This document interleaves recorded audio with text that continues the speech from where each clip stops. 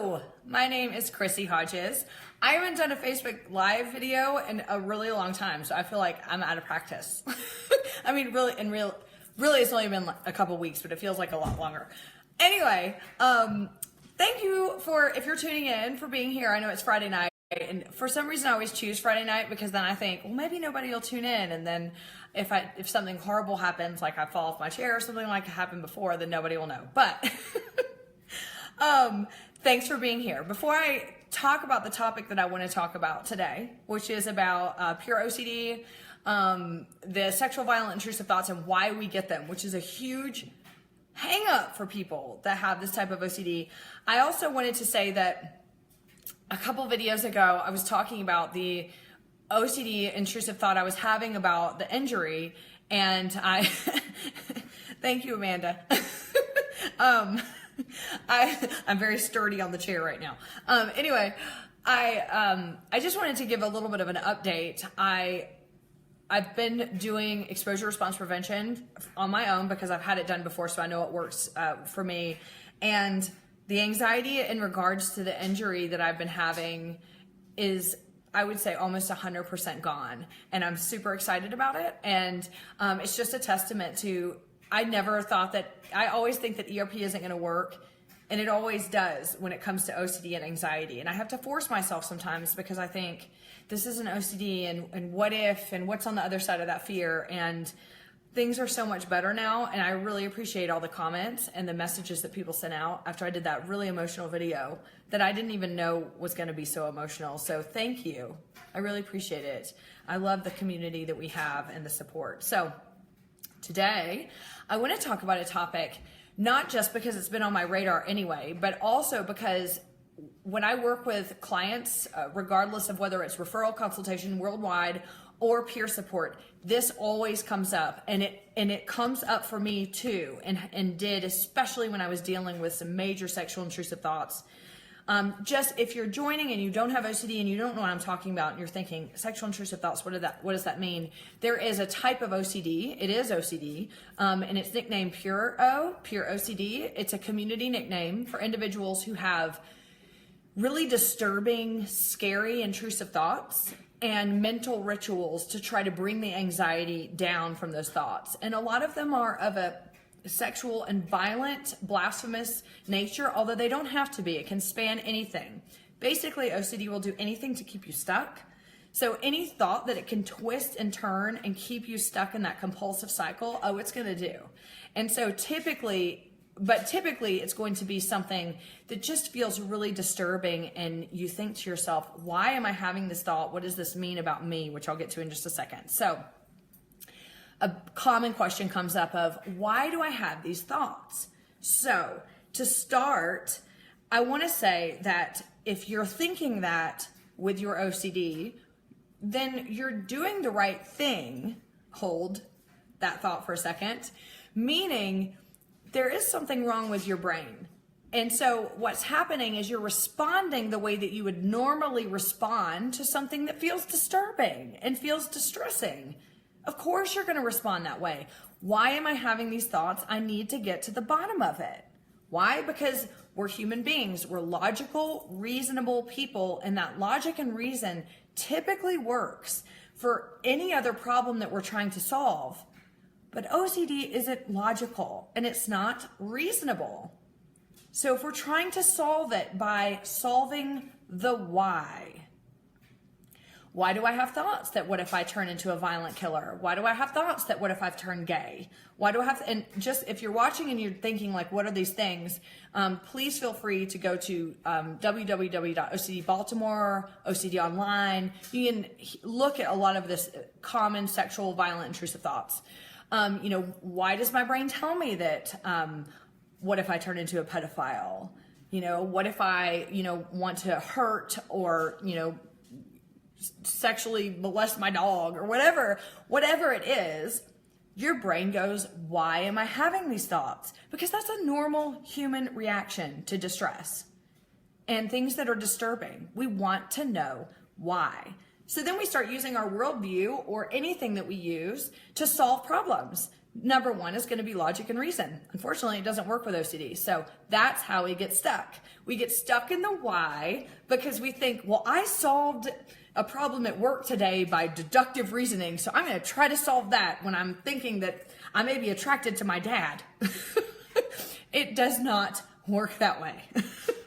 So the why is what got us all up in this mess in the first place. So I always like to say, give yourself a little compassion and self-love about the fact that you are just responding to a malfunctioning brain, and it really has just gotten you really, really stuck. The simple answer to the why am I having these thoughts? The simple answer is you have OCD, and everybody has intrusive thoughts, but ours is accompanied by anxiety, and that's why we get stuck, and that's why we want to solve it. But I know that answer isn't enough. I know it's not enough for me. When I'm in the middle of intrusive thoughts, I know it's not enough for you. And I know that you want to go, right, Chrissy, but that's not enough because it feels so real. Doesn't it? It feels so real. And if something is just coming from a malfunction in my brain, why is my body responding? Why do I feel like, what if I get an urge to do this? Why do I feel like my groin is moving if I have a sexual intrusive thought? Why do I feel this way? Why? Because you're trying to solve it with logic and reason, and you're checking and you're rechecking, you're checking, and you're putting all of your focus on whatever you do not want to do, which is actually sending all these signals to your body of like, do I want to do this? Do I want to do this? This alarm bells, alarm bells, alarm bells. And I hate to say this, and I'm saying it to myself too, but you're manifesting it by continuing the cycle of trying to find out why. Again, this is the only thing that really makes sense to us as human beings that have this logical thinking. When something happens, we want to find out why, and when we find out why, that will resolve it, or we can start moving toward recovery. This does not work with OCD. I mean, unless you're finding out why I have it. Oh, it's OCD. Now let me go get treatment and I'll get better. That is what you want to do, but it doesn't make sense because everything else in your life, and I've said this before, everything else in your life, you're solving here, you're solving there, 99% of your life, and you've got this 1%, and they're disturbing, you're like, well, I go to church and I have, sexual intrusive thoughts about Jesus or the priest, and does that mean I'm blasphemous? And you're thinking to yourself, well, there must be a reason, I need to figure it out. So you spin your wheels on top of that 1%, right? That 1%, you spend 100% of your time trying to figure out 1% of something that can't be figured out. When I can tell you it's probably OCD. And I'm saying probably because I can't give the reassurance because that contributes to the compulsions. But if you go to a specialist and get therapy, they can help teach you how to manage all of that instead of going directly to that, which I know it's easier said than done. Why? Because I'm going to tell you. Here are some of the thoughts that come to mind. When we have horrible, distressing thoughts that we don't want, if I could just get rid of the thoughts, everything in life would be great. If I could just get rid of the thoughts, my life would be perfect. Why I love Dr. Stephen Phillipson is because he has said before, well, yeah, you can get rid of the thought, or not rid of the thoughts, you can get rid of the anxiety and you can learn to manage this, but life is still going to be shitty. We are very black and white thinkers. Those of us with OCD, we think, well, if I didn't have this, then life would be this way. And if you know me personally, I say that all the time anyway. Well, if I didn't have this, well, maybe it would be that. It's just the way our makeup comes. And it also is part of what the disorder tells us. And it's hard not to believe it because it feels so real. So some of the questions that come up when we have these horrific thoughts that we hate and we don't want. What kind of person thinks these things? What kind of person worries or has a thought that they're going to harm a child, or they're going to harm themselves, or that they're going to harm a family member, or that, that they're going to do some sexual act that they don't want to do, but they can't stop thinking about? What kind of person has those thoughts? Okay, well, the short answer is almost everyone. Everybody has intrusive thoughts. Whatever degree that is, I don't know, and nobody knows, but everybody has them. And you had them well before the OCD thought that you're you're worried about right now has stuck, you had them too. You may remember them and you may think, well, I had this, but it just, it wasn't as bad and it just miraculously went away. And then this one came and it just knocked me down. But here's the thing. Every human has intrusive thoughts. We get stuck on the why because we have a malfunction of the brain. I know that's hard to believe. I don't believe it sometimes. I think this must be me. But that is the logical reason. Here's another question. If there wasn't some truth, then wouldn't they just stop? Oh, this is just, I'm going to tell you, this is just like turning on the spin cycle in the washer. Like, this is the spin cycle question. If there wasn't some truth, wouldn't they just stop? Because I know it's not true. And this is the horrible and wonderful thing about OCD. It's ego dystonic. So you have insight that it's not true, but you can't stop. And then you're like, I hate life because I know it's not true, but I can't stop. So that must mean there's some truth. And so you just keep searching and searching and searching for that truth that isn't there. There's no truth. Like, there's just the why. You're just searching for the why. And there's no answer to the why. So you're screwed.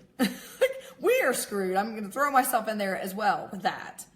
So you just go around and around and around. And I probably said this on a video before. Like, when I'm in the spin cycle, I'm going around and around. But I'm trying to search. And then I come up every once in a while and I'm like, this is so stupid. I know these thoughts aren't true. Oh, wait, look, squirrel. And I go right back in for that shiny object, right back, trying to solve it. So the way that I look at this is, if there wasn't some truth, why don't they stop? Well, that is always the question for me. But then again, I try to remember that I have OCD. And that's part of this disorder. If you want to focus on the why and keep searching for the why, that's what's going to keep you stuck. That's why going to psychotherapy does not work. So if your therapist is like, let's dig into your past, or let's look at your trauma. No. Go away from that therapist, run as fast as you can. Now, if you have trauma and you want to do trauma therapy for what you've been through, absolutely. If you want to get rid of OCD, if you want to manage OCD, you want to go to a therapist that is specialized, that will do exposure response prevention therapy, and that will be able to say, let's get this managed. Let's get these symptoms under control. They're not ever going to focus on the why. They're going to focus on the behavior. Oh, and I know it's so maddening. I say that, and then I'm sitting here like, oh, right, because you really believe that when you're having intrusive thoughts. I know it's hard to believe, but this is the logical explanation that we just refuse to believe. The last question I wanted to say is, maybe something in my past caused them. So kind of feeding off what I said before, a lot of times what we'll do is, and this is, again, you're not doing anything wrong when this first happens. Nothing. You logically, when you get intrusive, sexual, violent, blasphemous, any of these thoughts that cause distress, they're disturbing. When you get these thoughts, you think to yourself, I need to figure out why. I need to figure out where this is coming from. This is a natural, normal response. So kudos to you that you really are trying to figure it out. If you're watching this video, I hope you hear me that if you're suffering with OCD, you cannot figure it out on your own. You need professional help, and or medication can help as well. So there is nothing in the past that's going to point you to why you have it and be able to get on with it. Even though that's the logical way to think about most problems, even if finding out something presents even more problems, this isn't going to do it. You can't go back. And I did it too, y'all. I did this, I went back to past experiences and said, well, this happened, so maybe that must have proved, or maybe that must have caused things to happen. A lot of people, I'll just say it out there, a lot of people that experience the pedophilia themed OCD, which is, I'm afraid, what if I turn into a pedophile and I hurt children, even though I don't want to hurt children, I'm having intrusive thoughts that what if I did? They may think to themselves, well, was I sexually abused? Because there's all these studies out there that say, if people who have been sexually molested, have a chance of turning into pedophiles. So then that creates a whole slew of problems of, well, was I sexually abused? Or if you were, then it creates this, Well, that must mean that I am. The fear versus desire. People who have POCD, they don't desire it, versus people that are pedophiles do desire it. But also this, if I read that study, then all of a sudden maybe I did get abused and I can't remember, which creates false memories, which is another part of OCD. So then you start manifesting things in your head to think, well, maybe this happened. And that is terrifying for people. It is, because then you feel like you can't trust your brain anyway when you have OCD, right? I mean, it sucks. But then you think to yourself, well, what if I remembered this incorrectly? And that just furthers the cycle. So digging into the past, I know it is that, talk about shiny object. You want to chase that shiny object because you think if I just find it, I'm gonna know. No, you won't. If you're going to a therapist that wants to continue to uncover things, to find the reason why you have these thoughts, stop going to them. The reason why is that you have OCD. That's the reason. And I know it is hard to accept. It's hard for me to accept half the time. I struggle with what if I don't have OCD and these thoughts are real, more so than the actual obsession most of the time. It's ridiculous. I'm going to, before I end, and any therapist that's watching, like, I'm really sorry, but I'm going to give some reassurance. And mainly because this is what helped me. You know, your thoughts don't equal actions, and your thoughts don't define who you are. You cannot, when you're living with sexual and violent intrusive thoughts and you don't know how to effectively manage the anxiety, it is going to run wild. You know, it's like an amusement park in your head of like, there's all kinds of stuff going on here, and where do you need to go, and what am I doing, and all this, and you can't get control of anything. And so the bottom line though is, I want to assure you that your thoughts don't define you, but it feels like that, doesn't it? It feels like, if I'm thinking this, it must be real. What kind of person would have these thoughts? There has to be some truth if this is going on. This must say something about me. Well, I have these thoughts.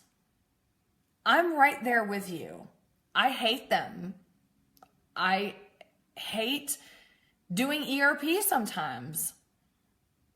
I don't like this disorder, and I get really sad thinking about some of the thoughts that my brain can produce and how that ties into this must say something about my character or some sort of truth about who I am deep down. And I choose to believe that this is OCD. And I say this often to my clients, I have to manually override my brain that's sitting there telling me the whole time, well, maybe this is, and what if it is, and maybe, and what if, you know what I mean? I choose sometimes like blind, faith in my decision that this is OCD. And I choose to do the therapy that I know works, or do whatever coping mechanism I can to work through it and not give the energy to this must say something about me. So lastly, there is effective treatment for OCD. Now, I know you may be at the far corners of the world away from where I am right now here in Colorado, but effective treatment is available online and through Skype, through many therapists that are willing to do it. It's behavioral therapy. It works. There are many supplemental therapies that therapists will use as well to help. If you are seeing a therapist and they are not doing behavioral therapy to help you face and expose yourself to the fears that you are dealing with OCD, please find a way to find somebody who can help with exposure response prevention and someone that is an expert in treating OCD. So I went through ERP about 19 years ago, I totally went into therapy thinking this is not going to work. I was 24/7 intrusive thoughts and anxiety. And I went with an expert, and within 2 months, the fear was eradicated. So, exposure response prevention. There are therapists at the International OCD Foundation website. That's iocdf.org. Please vet them. Not all of them can effectively treat OCD, so you need to vet them. I do consultations for referrals, treatmentforocd.com. Visit that website, or you can email me at ocd.chrissie@gmail.com or chrissyhodges.com. I can help hook you up with a therapist that is an expert, and you can get started on therapy. A couple things too. I have a huge event coming up. Woo! OCD Game Changers. It's happening in March 3rd. Here in Denver. So if you're in Denver, please come. It's going to be at the historic Grant Avenue Theater, or I'm going to stream it live. Yay! And it's just going to be like ticket price, $35 to see it streamed live or to come to the event. There's going to be there's going to be 8 OCD advocates that are flying out here to talk about their advocacy and their wonderful stories. I can't wait. It's going to be awesome. More info next video. And I also started a podcast called Coffee with Chrissy. I do 5 days a week. I would say 5 minutes, but that's not true. I do like 6 minutes or less. And every morning I talk about all things mental health related. It's usually in regards to some stigma topics and stuff like that. And you can find it at coffeewithchrissy.buzzsprout.com. And if you want to pledge and support the podcast, go to patreon.com/coffeewithchrissy. And there, any pledge goes to a fund to help connect people to peer support who can't afford it worldwide. Anyway, thank you for tuning in. I'm so glad that you were here. This is such an important topic. Dealing with the why do I have the thoughts? I know you're not going to believe me. Why you have the thoughts? You have OCD. It doesn't say anything about who you are, who you want to be, what's something deep down inside, what's something happened in your past. Have a therapist thoroughly assess what you're going through. Have them treat you with evidence-based, effective therapy. It will change your life. My name is Chrissy Hodges, mental health advocate, author of Pure OCD, The Invisible Side of Obsessive Compulsive Disorder, peer support specialist, and referral consultant. I will see you soon. Have a wonderful weekend.